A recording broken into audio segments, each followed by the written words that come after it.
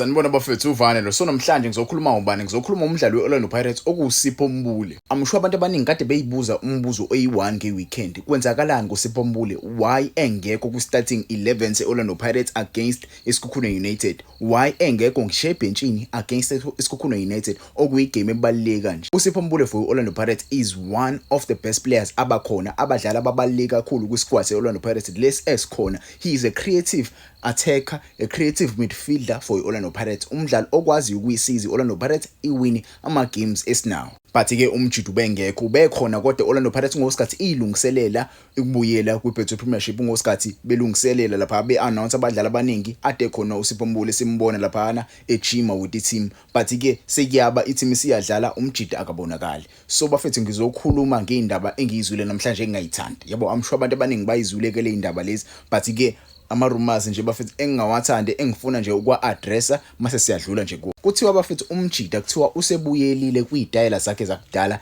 izinto ayezenza kudala ke momkhumbula ke umjida uSipho Mbule akanayo ihistory enhle kakhulu with izinto engekho right. Uyaziwa kakhulu ke bafethu uSipho Mbule abamaziyo kweclub ayedlalela iSikhukhune United, the reason why contract yakhe terminate with iSikhukhune, Mamelodi Sundowns, SuperSport United. Ngiyazazi izinto umjida ayezenza akusizo izinto ezinhle yabo but ke it feels like many people understand yabo abantu abaningi abazi i-reason yakhe ukuthi asayine Orlando Pirates. There is a reason uSipho Mbule why esayine Orlando Pirates. Abamsayinanga nje just because umjida yabo bayamzwela, bayazi usune talent, bayazi ukuthi une talent uSipho Mbule and bayazi ukuthi ibehavior yakhe injani.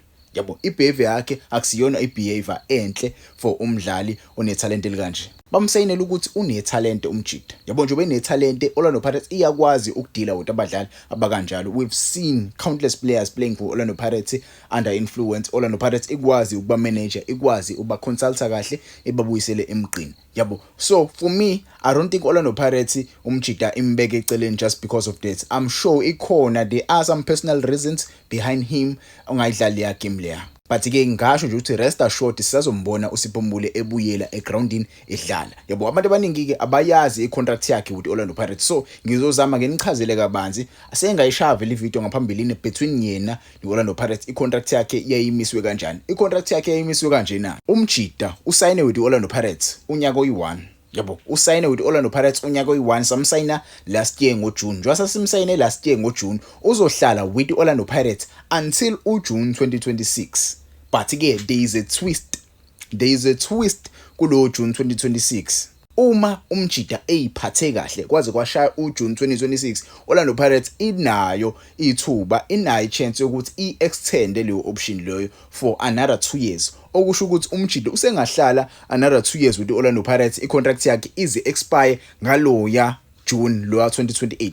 Yabo umjida usengahlala isikhathi eside with Orlando Pirates. Yabo so engekushoyo mina ngitshela nje khona njengamanje uSipho Mbule right la khona. uSipho Mbule akanankinga la khona, usazobuya umjida ejimini. Uyazi ukuthi maningi ama games Orlando Pirates engimeli wadlala. Yabo maningi ama games engimeli wadlala and i-contract yakhe ukulayini. Yabo his contract is on the line. He must be on his best behavior playing for Orlando Pirates because Orlando Pirates ayicucuzi. If you are not doing what you are supposed to do, they don't just go around, they just terminate your contract, they just leave you aside. Yabo Orlando Pirates iyaziwa ke ngalokho. Yabo iyaziwa.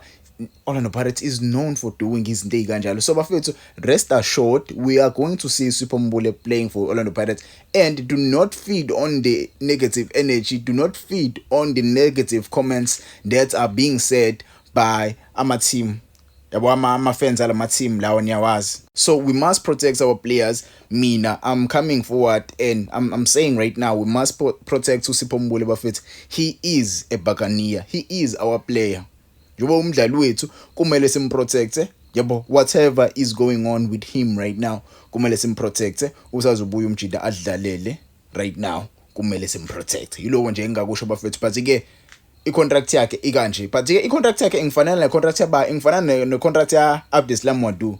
Naye i-contract yakhe icishe ifane kanje because yena uAbdeslam Modu kuthiwa kumele awine iBetway Premiership. Iyona into akumele ayiwine kuOrlando Pirates. Okunye nokunye nje hayi Orlando Pirates ayinankinga nabo. Mewahluleke uwin iBetway Premiership umnyango uvulekile, umnyango uzohamba. Yabo, yikona engakuzwa lokho ukuthi yena imandate yakhe iyi1 kuphela, kumele awine iBetway Premiership because ama-cups amaningi iOrlando Pirates esiwawinile vele, so abasiboni isidingo sokuthi bawina ama-cups amaningi, bamsayinela nje into eyodwa, win the Betway Premiership. They've signed all the best players for him to win the Betway Premiership. If he fails to win the Betway, it's over with the Orlando Pirates and Abdeslam Wadu. So bafethu, mina ngokwenu nithi nina ngokwenu regarding the situation kaSipho Mbule. Do you think uSipho Mbule angayenza yini leyo nto leyo, abuyele kuyidayela zakhe zakudala? But ke mina ngokwami I don't think umjida usengakwenza lokho. We haven't heard anything yabo tangible coming from a valuable journalist. But ke ama-journalist ala South Africa ngiyawazi, kodwa ke awukwazi ukuwathemba ngaleyo ndlela. Nathi nje sicaphuna lapho nalapho sizoshare indaba esizwile nani bafethu, yabo. But ke wena ungangitshela, how do you feel regarding the situation kaSipho Mbule?